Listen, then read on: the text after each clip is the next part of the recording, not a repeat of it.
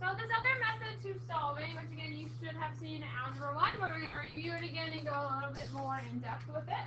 Called complete the square. So when a quadratic equation cannot be factored, then the equation can be solved by using the quadratic formula, which we talked about last week, or by complete the square.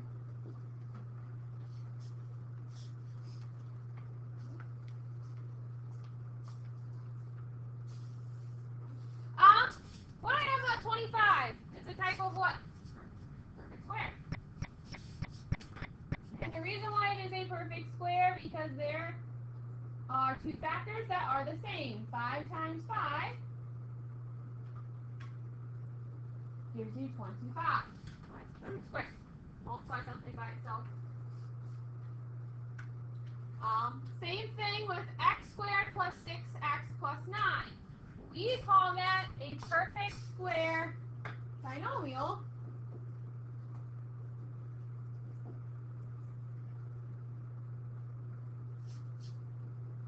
because there are two factors that can be multiplied to give you x squared plus 6x plus 9. Okay, you can multiply x plus 3 together times x plus 3 using FOILing, and when you do so, it gives you this result. X squared plus 6x plus 9. Right? So what we want to do, and if you notice, this back number, what do we know about 9? It's a what? Perfect square. So we're going to do this next section. We're going to find the value of c that will make each trinomial a perfect square. Okay? So try to think. This back number, we want it to be a perfect square. Think of two numbers that can be multiplied by itself to be a perfect square, and those same two numbers and add to that middle number. Yeah, 5 and 5. 5 times 5 gives us what? 25. Very good. You notice 5 plus 5 gives us 10. Because here, 3 times 3 gave us our back number 9, and 3 plus 3 gives us our middle number 6. So we're going to try to follow that pattern. What about b? What would make that a perfect square trinomial? It's a perfect square where the two numbers can add to give you 8. We're on the right track with 4. 16. Because 4 times 4 gives you 16, and 4 plus 4 gives you that middle number 8.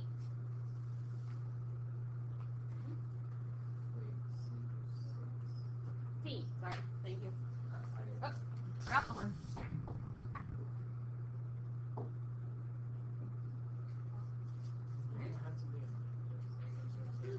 Nope. See that negative 4 times negative 4. Yeah, it gives you. But we just want to figure out that back number. What about 3? 3 is a little different. Okay, if you're kind of noticing that pattern here, and it doesn't have to necessarily be a whole number to get the C. Okay? Now it might help if you notice the relationship between like 5 and 10 and 4 and 8. What do you notice about their relationship? They're all halves, right? 5 is half of 10. Okay? Well, what's half of 3? 1.5. What's 1.5 as a fraction? 1.5 or 3 over. Okay? So 5 is half of 10. What did we do with 5 to get our C? Well, we multiplied it by itself. So what are we going to multiply 3 over 2 by? 3 over 2. Leave it as a fraction. What's 3 over 2 times 3 over 2?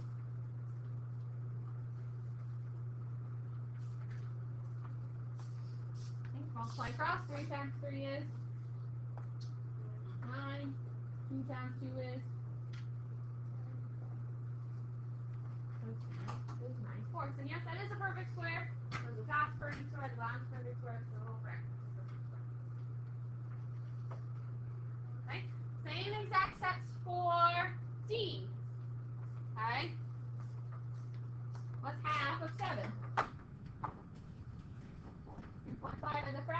7 over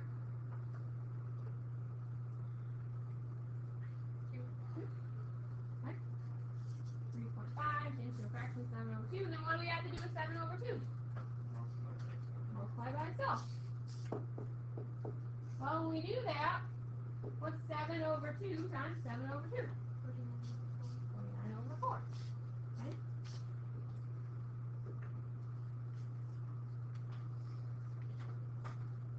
You follow that same pattern every single time. Right? So what did we do first? How did we get what? So 2. Oh, sorry, thank you for saying one thing right in the. Yeah. Probably. Shouldn't have all day.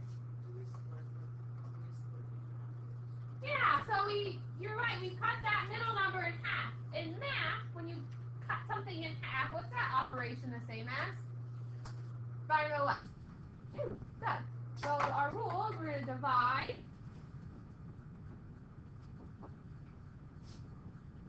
middle number by 2. And then what did we do with that result? Multiply it by itself. Very good. So in math, what's the same as multiplying? Yeah, squaring it. You multiply something by itself, you square it.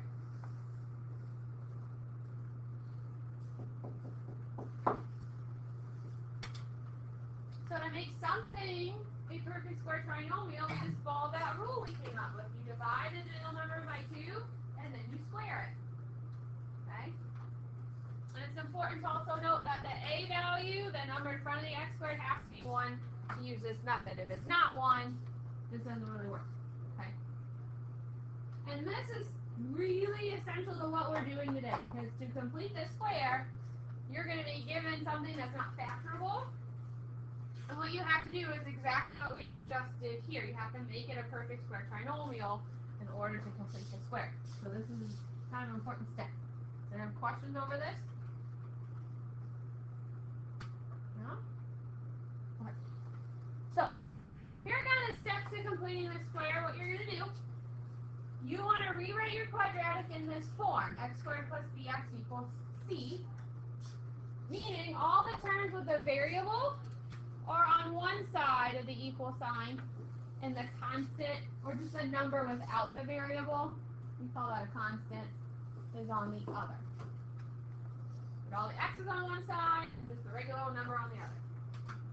That's your first step. Okay.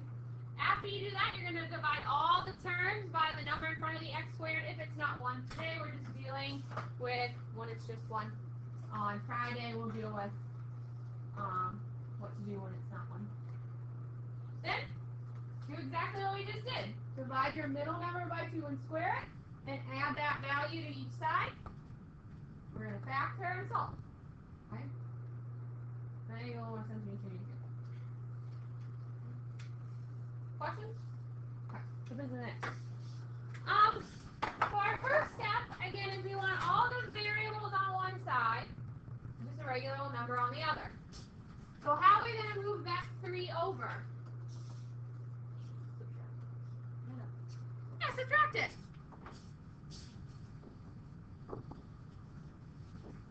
And when you do this, there's one little thing that you need to do. Make sure you leave a blank. You move that 3 over, leave a blank. Equal to negative 3. Balance it out, you have to have another blank on that side. Because what you do on one side, you have to do the other thing. Move that number over. Some students like to put boxes. I like blanks, boxes get messy. Okay? Once you do that, you want to do exactly what we did on the front. You're going to take your middle number. What's our middle number? 8. Go off to the side. You're going to take 8. We're going to divide it by what? 2, and then square it. Okay? You're not actually going to square it, though, because it's going to make your life easier down the road. Just divide it by 2. What's 8 divided by 2? 4. So you're just going to leave it as 4 squared. And that's what you're going to use to fill in your blanks with. So you're going to write it as 4 squared here and 4 squared.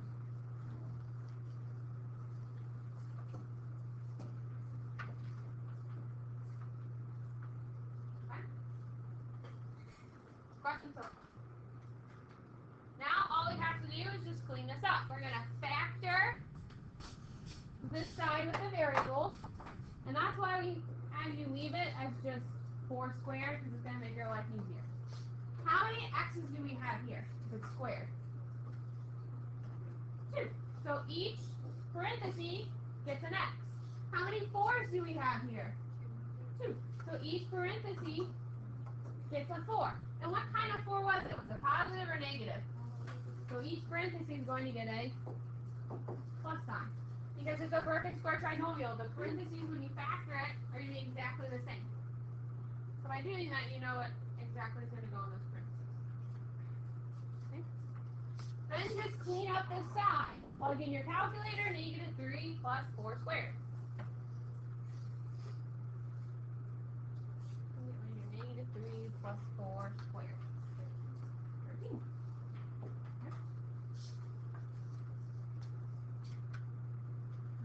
Well, if you notice, we have x plus 4 times x plus 4.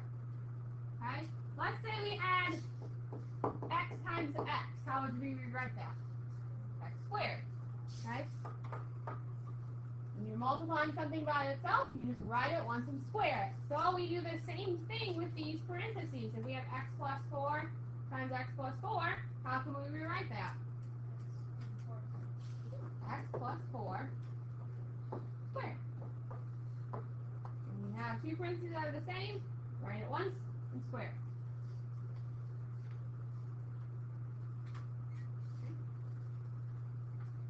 Once we get down to this step, you can just easily solve. In order to solve, though, we have to get rid of that exponent. So what's the opposite of squaring? Go ahead, square root both sides. That kind of breaks this x plus 4 free. There's no more exponent. Okay. Is 13 a perfect square? Can we simplify radical 13 at all? No, it's a prime number, so we just leave it. The square root of 13.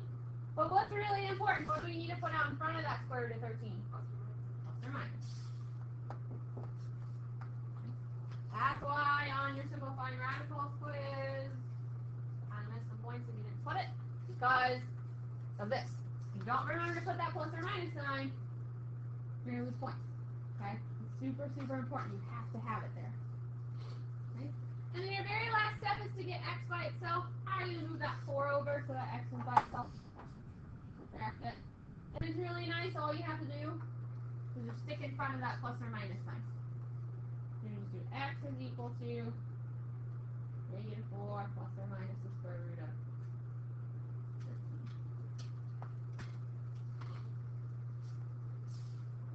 And there you go. Questions over that? It's the same exact steps every single time. You're just dealing with different numbers. If we did solve this, we're not going to due to time, but if we did solve it using the quadratic formula, you will get the same exact answer. So the method doesn't change the answer at all. So same quadratic, whichever method you use, you're going to get the same exact answer. Okay. Okay, one more. What is our first step with this one? Yeah, we want to subtract the 30. If the variable's on one side, the number on the other. What do we have to remember to write after we subtract the 30? We're going to do plus a. Plus a blank or a box, whatever you prefer. Yes. If you're given that option of solve however you'd like to, yes, go for it. If you like the quadratic formula better. But if on a test or your quiz, you're going to be asked to solve using complete the square, you have to use complete the square. That's a good question. If on your assessment, if it says solve this by completing the square, you have to solve it by completing the square. Or if it says solve using the quadratic formula, you have to use the quadratic formula. If it says solve by whatever method you choose, then you can pick. You have to make sure you use the method that they tell you. Okay? Good question. And this is important for what we're doing, I think, next unit with rewriting quadratics. You got to know how to complete the square. So, important to know. Okay? So, the same thing on this side. We're going to do negative 30 plus a blank.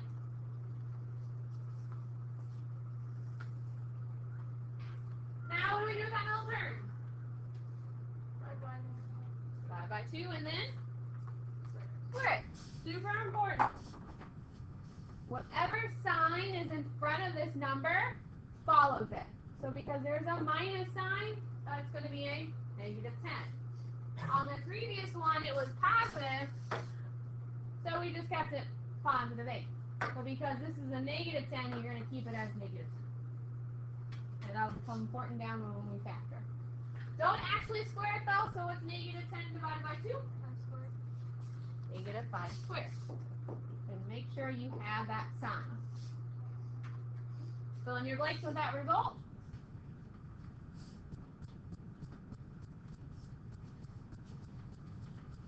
After this, what do we do? Factor. Make your parentheses. How are we going to fill in our parentheses? We have 2. Perfect. We have 2 x's. So each parenthesis gets an x. We have 2 negative 5s. So each parenthesis gets a negative 5.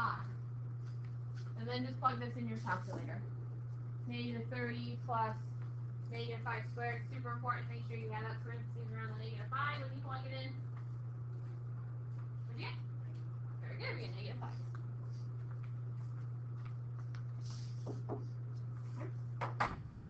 How can we rewrite this side to help us solve? Two things that are the same, write it once and square it. Once we get down to this step, what do we do on both sides? Square root. Very good.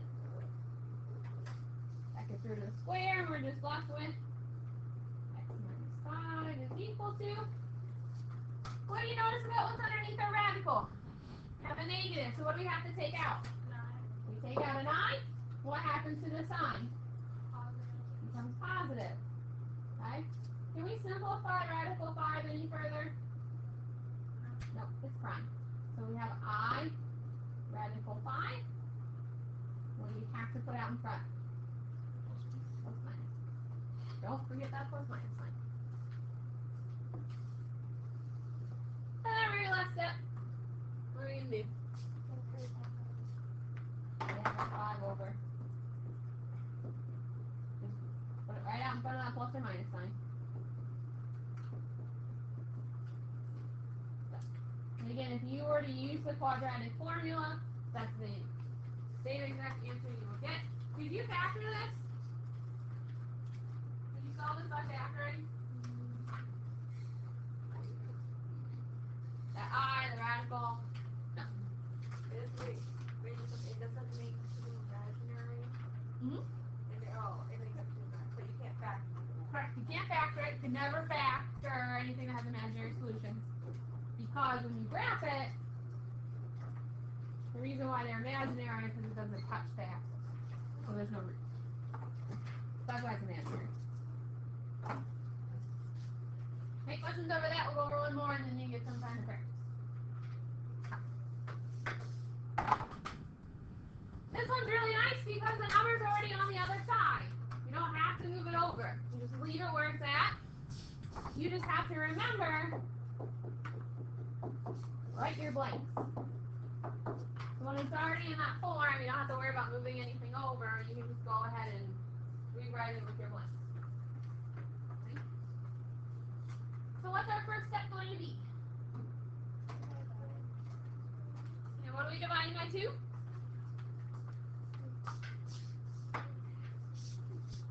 This guy right here, your middle term.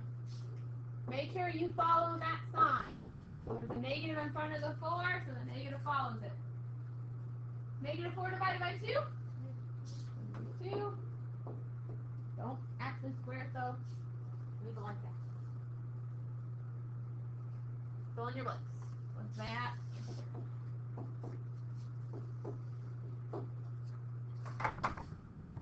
What are we going to do in our next step?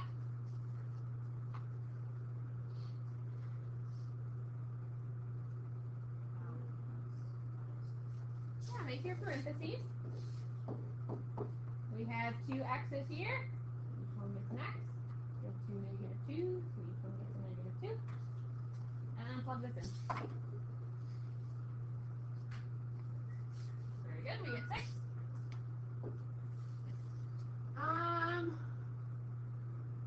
How can we rewrite this? Neaten it up and help us solve.